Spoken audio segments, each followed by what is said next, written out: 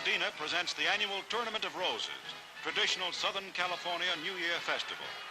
Admiral William Halsey, Pacific War hero, leads the 4-mile-long parade of 50 floats in the first great flower pageant since the beginning of the war. The tournament's queen rides past a record crowd of 1.5 million spectators. Victory and peace are the keynotes of this year's pageant. San Francisco's float recalls its part in the framing of the United Nations Charter.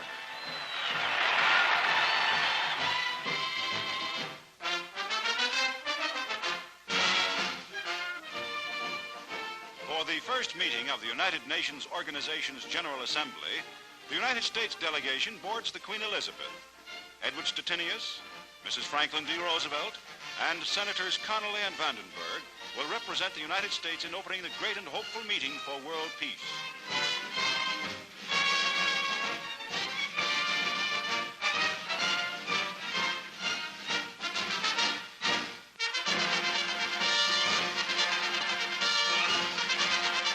An American transport plane lands at Jiangwan Airfield at Shanghai, bringing the new United States ambassador to China, General George C. Marshall. War Minister Ho Ying-chin, the mayor of Shanghai, and United States General Wedemeyer extend official welcome.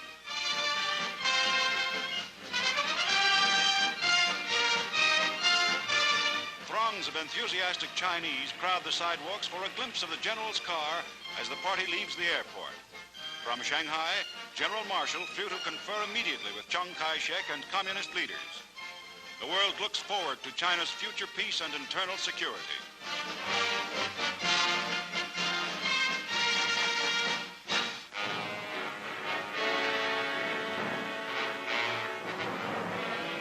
At a California port, a transport lies ready to take a group of Japanese war prisoners away from the United States.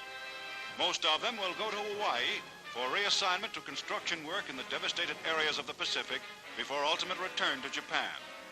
They make the trip in vessels which will bring American soldiers back home.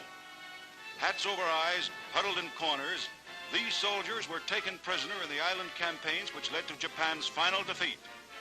All prisoners of war held in America will have been returned by April.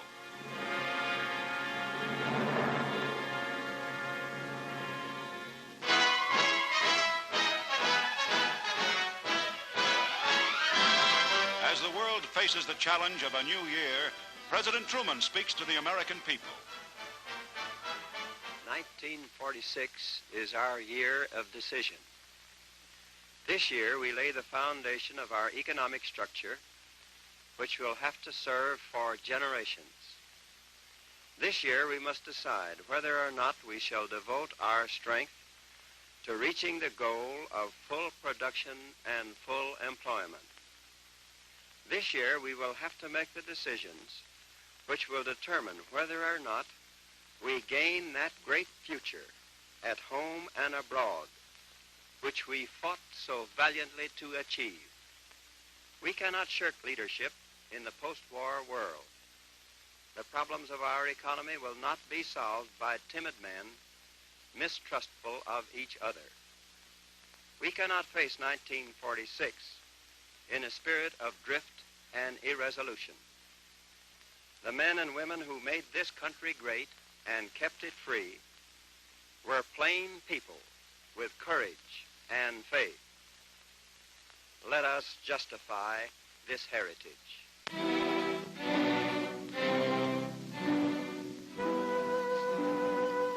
The Allied nations mourn the death of General George S. Patton, fiery commander of the famous United States Third Army, which swept all before it on the battlefields of Europe. Returning to the ancient Duchy of Luxemburg, liberated a year ago by Patton's army en route to Germany, come the remains of the famous general who survived 2 wars, only to die of injuries received in an automobile accident. His widow accompanies the casket as it is borne in an army vehicle through the silent streets of a grave and grateful city. The cortege, continuing to the nearby American cemetery, includes the general's horse, its saddle tied with crepe, and the general's boots reversed in the stirrups.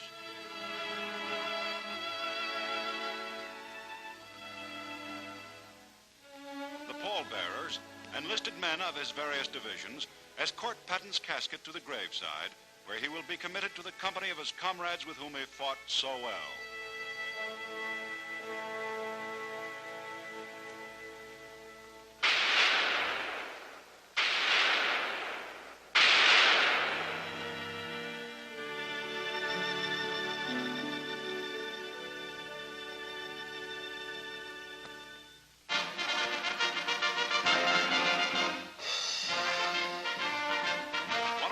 Most famous ships brings home one of America's most famous fighting units.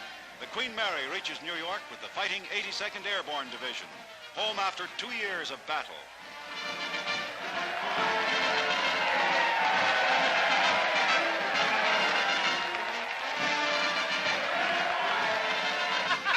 One soldier couldn't wait for the big ship to dock. He bet his comrades he'd be the first man ashore, and he had to get wet to win.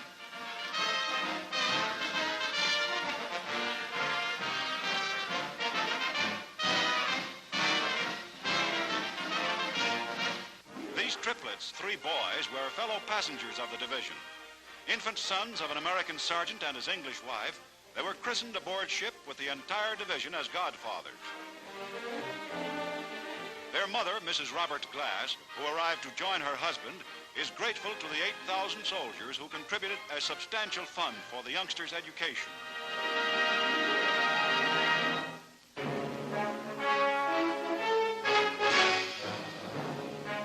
The same building in Manila, where General Yamashita was recently sentenced to hang, another leading Japanese general goes on trial for war crimes. In civilian clothes, General Masaharu Homma, commander of the Imperial Japanese Army in the Philippines during the war's first 9 months, faces a 5-man military commission headed by Major General Leo Donovan. Homma hears his arraignment. He is held responsible for the bombing of Manila after it had been declared an open city, for the shelling of Corregidor after United States General Wainwright had expressed his intention to surrender. Asked how he pleads, Homma answers in English, "Be not guilty." The guilt or innocence of Masaharu Homma will be decided by the commission after due trial.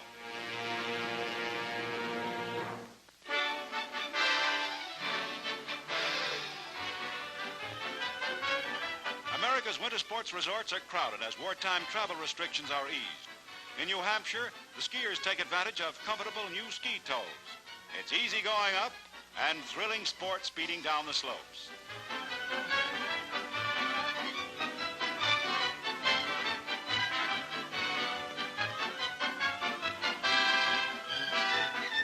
In memory of Torger Tokl, America's leading pre-war ski jumper, a memorial meeting is held in New York State.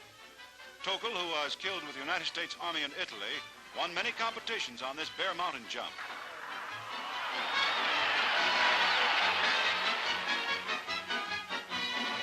The winning jump today is made by Art Devlin, who leaps 148 feet, displaying perfect form.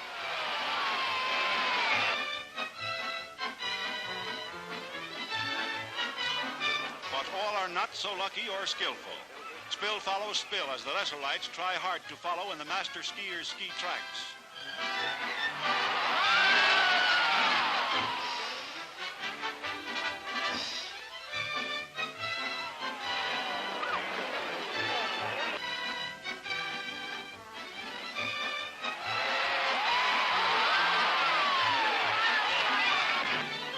At Lake Placid, New York, these speedy sportsmen shove off on the bobsled run for the first races held here since the war.